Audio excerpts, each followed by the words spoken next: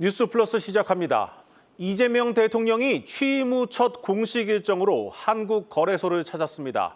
이 주식을 부동산 버금가는 투자 수단으로 만들겠다고 밝혔습니다. 이 대통령은 배당 소득세 개편까지 예고하면서 본격적인 주식의 시대를 예고했습니다. 대통령실 나가 있는 취재기자 연결합니다. 전범진 기자, 이 주식 투자자들 입장에서는 상당히 인상적인 모습인데 거래소를 찾은 대통령 어떤 메시지를 내놨습니까? 이재명 대통령은 오늘 오전 한국거래소를 찾아 시장감시위원회 실무직원 50여 명과 현장 간담회를 가졌습니다. 이 자리에서 이 대통령은 자신을 휴면개미로 소개하며 그럼에도 주변에 한국 주식시장에 투자하라는 말을 차마 못하겠더라.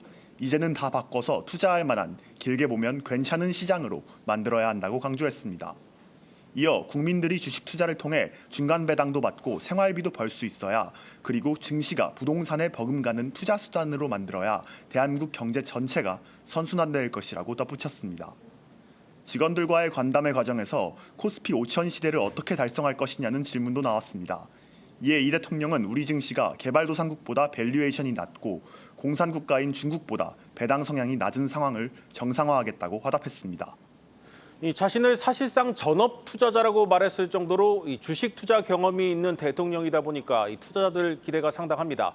특히 오늘 이제 배당 확대를 위한 이 정책 방향성도 엿볼 수가 있었죠. 네, 당초 이 대통령은 후보 시절 배당 소득세율 인하 필요성에 공감한다고 발언했지만 실제로 최종 공약집에는 관련 약속이 담기지 않았습니다.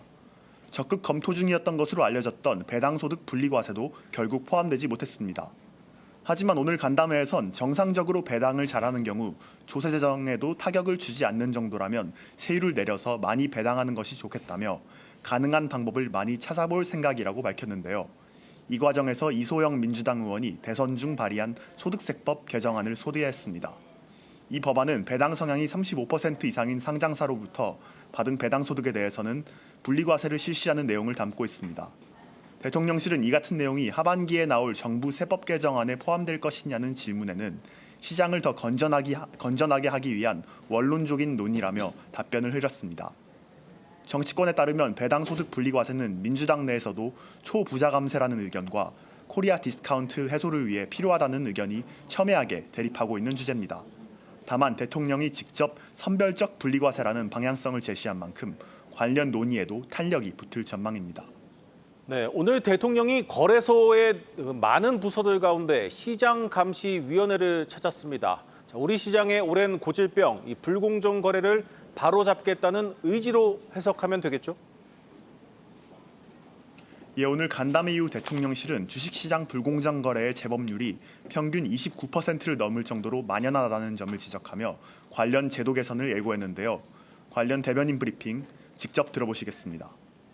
새 정부는 주가 조작 등 불공정 거래에 대한 원스트라이크 아웃제를 도입하고 부당이득에 과징금을 물려 환수하는 등 불공정 거래 행위자를 엄벌할 방침입니다.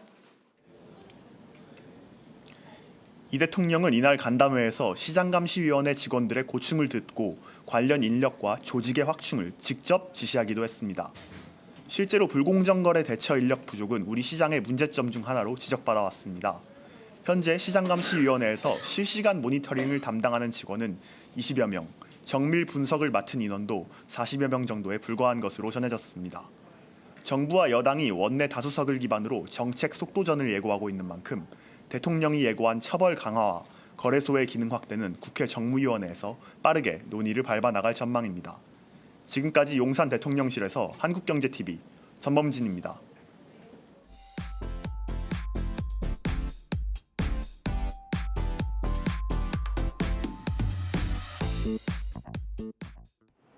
오늘 증시 이슈 짚어보는 마켓톡톡 시간입니다.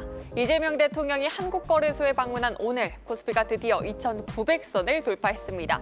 무려 3년 5개월 만에 다시 맞이한 수치입니다. 코스피 3,000까지 단 3%포인트만 남겨둔 상황. 규모가 축소되어 가고 있긴 합니다만 외국인 오늘도 유가증권 시장에서 순매수를 이어갔고요. 기관 투자자들의 순매수 규모도 크게 늘고 있다는 점 특징적입니다. 주요 증권사들은 대선을 앞두고 올해 코스피 상단을 3,000포인트라고 제시를 했었는데 이 속도라면 상반기 내에 3,000을 달성할 가능성까지도 높게 점쳐지고 있습니다. 외인 지분율과 대기자금, 신용융자 잔고 비율 등을 두루 봤을 때 상승 여력이 아직까지 남아있다는 분석입니다. 코스피가 내년 상반기까지 3,240포인트를 찍을 것이라 전망도 나오고 있습니다. 랠리를 이끌고 있는 외국인의 눈길이 코스닥으로 전환하는 분위기도 오늘 장에서 포착됐습니다. 이달 외국인이 우리 증시에서 5조 원 가까이 순매수했지만 코스닥에 넣은 자금은 7천억 원 수준입니다. 따라서 외국인이 한국 증시 전반에 걸쳐 비중을 늘리고 있다면 단기적으로 코스닥 대형주 비중을 확대하는 전략이 유효할 것이라 분석도 나옵니다. 이렇게 지수가 빠르게 올라오고 있는 만큼 작은 리스크에도 민감하게 반응할 수 있는 시기입니다. 전문가들은 오늘 밤 9시 반에 발표될 미국의 5월 소비자 물가지수에 주목하고 있습니다. 관세 불확실성 속에서 물가 상승세가 다시 빨라졌는지가 주요 관심 포인트로 시장에선 전월 대비 0.2%, 전년 동기 대비 2.5% 상승했을 것이라고 예상하고 있습니다. 만약 예상을 크게 벗어나며 쇼크가 나올 경우 국내 증시도 단기 조정 명분을 갖게 될 수 있기 때문에 꼭 체크하시기 바랍니다. 지금까지 마켓톡톡이었습니다.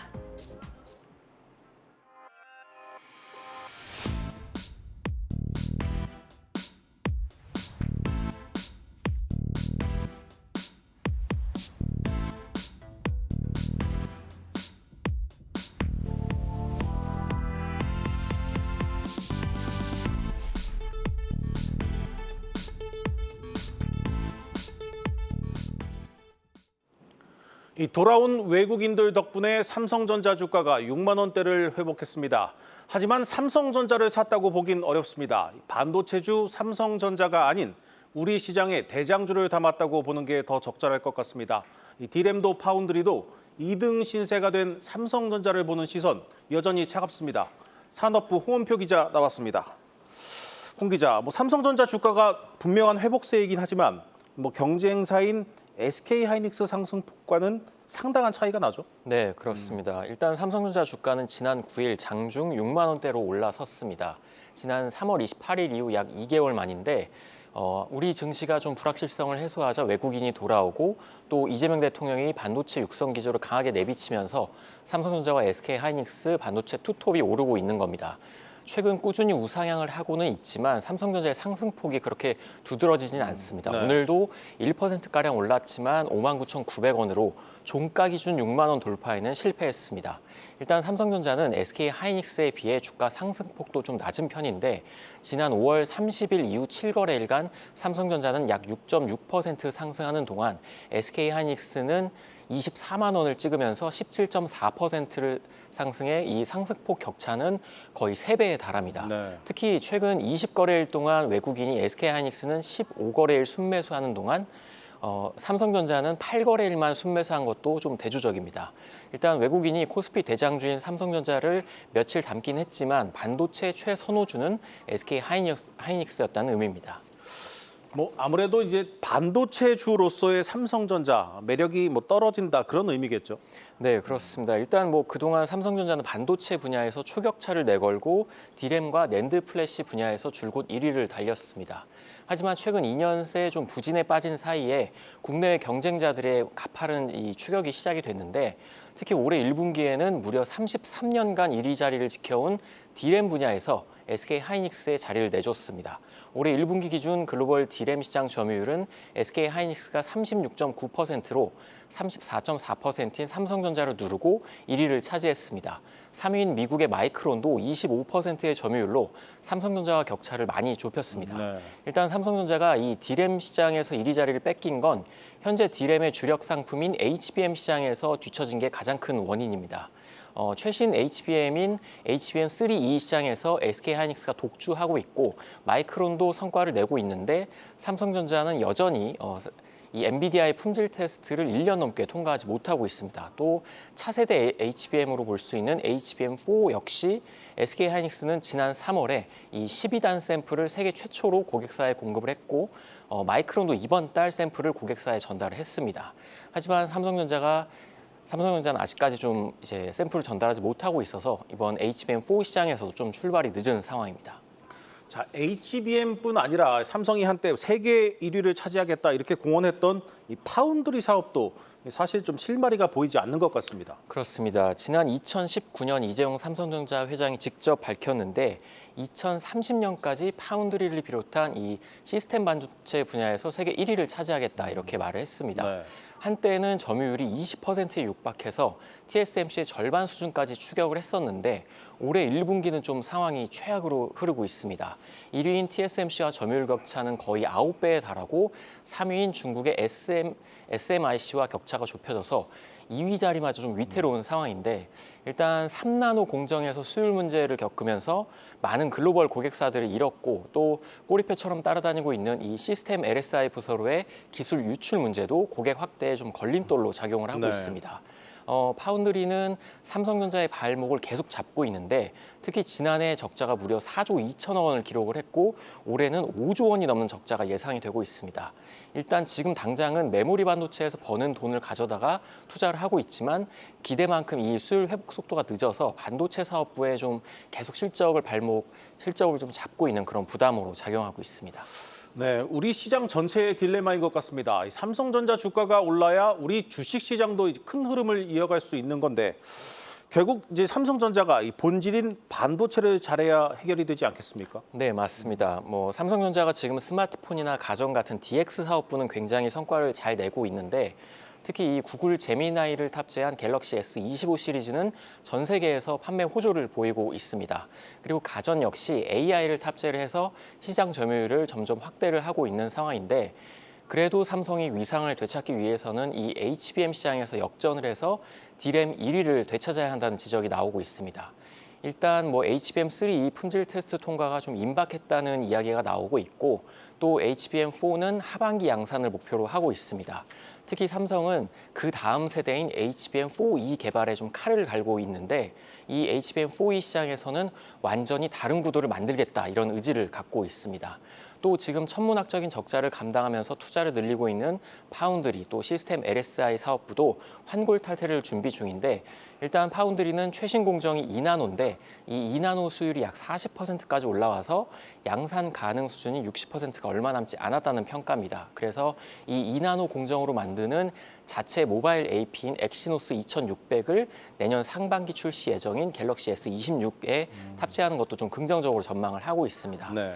앞으로 이 2나노 수율만 좀 안정적으로 확보를 한다면 TSMC에 뺏긴 글로벌 고객들을 찾아올 수 있을 것으로 보이고 있고 또 지금 이제 대내의 불확실성이 커진 상황에서 삼성전자는 오는 17일부터 19일까지 사흘간 전략회의를 열고 이 반도체 사업의 개선 방안 또 체질 개선 전략을 마련할 예정입니다. 네, 잘 들었습니다. 산업부 홍원표 기자였습니다.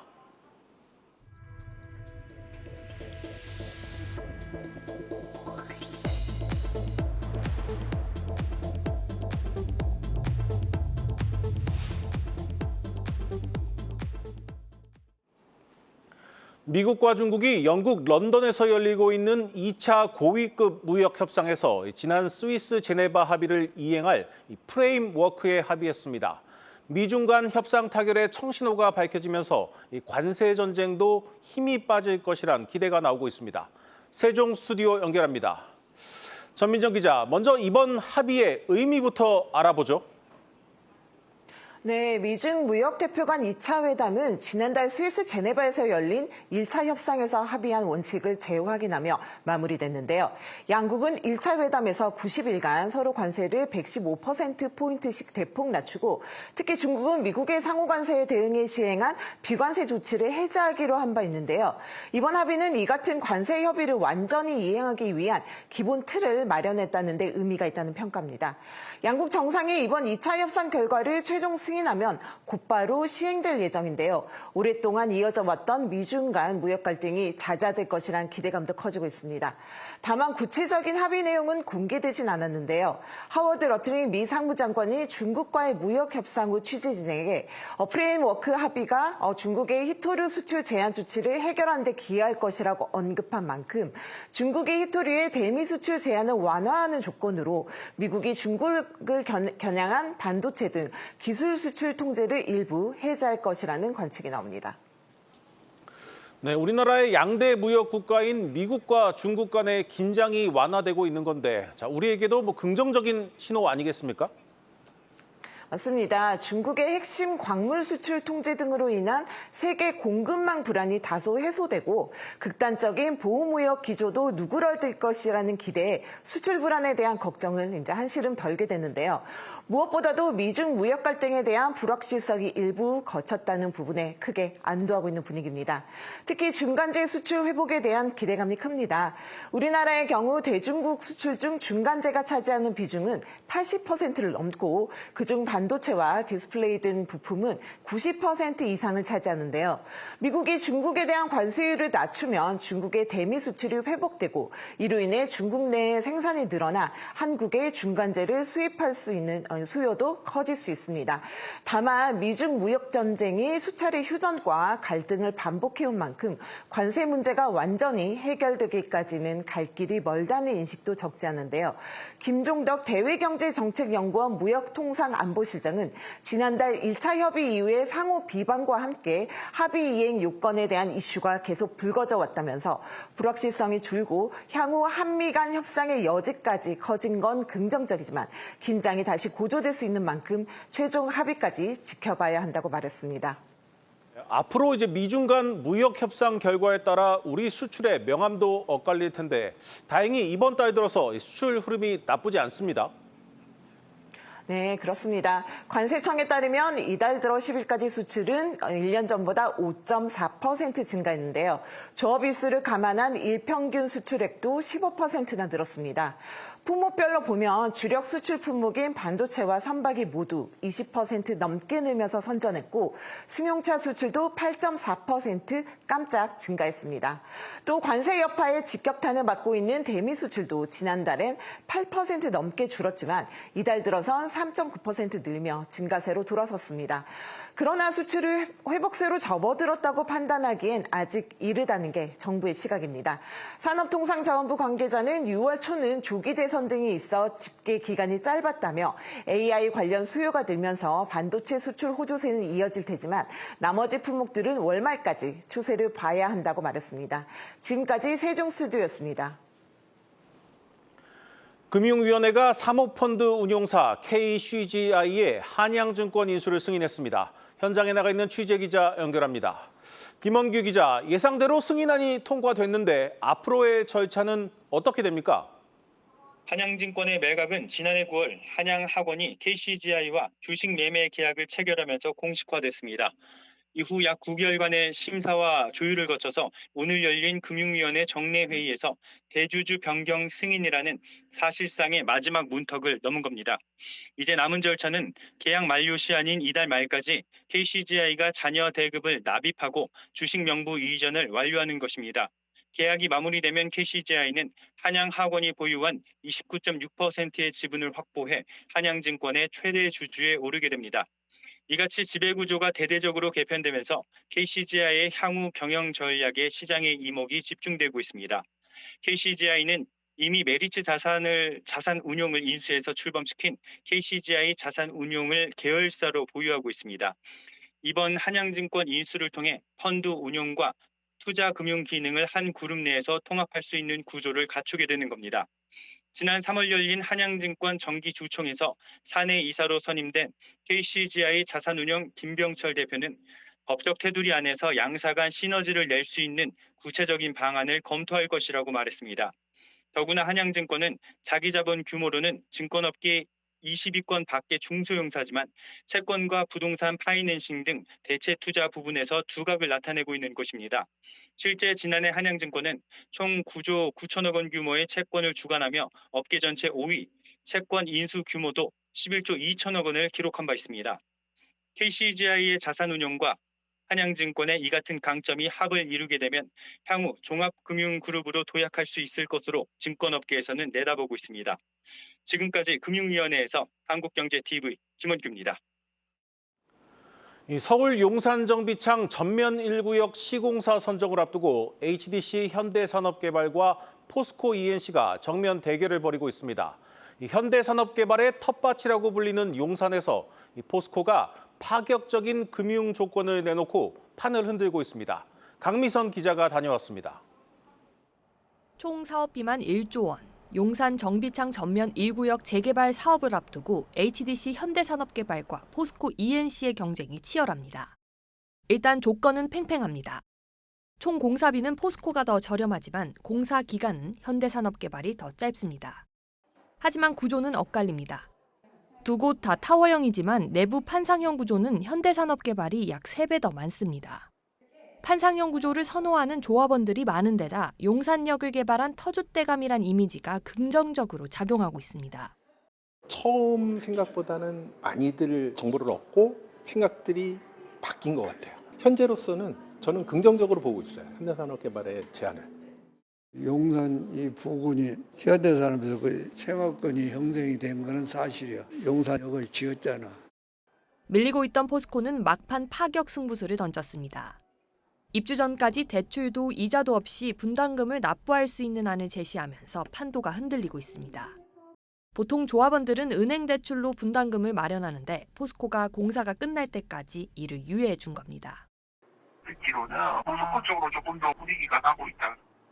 조합에서는 포스코 밀고 있는 것 같아요. 근데 모르겠어요. 지금 조건으로 비교해보면 현상이 좋은 것 같아요. 조합원들의 시공사 선정 투표가 오늘 22일로 다가온 가운데 조합원들의 표심은 아직도 진행 중입니다. 한국경제TV 강미선입니다.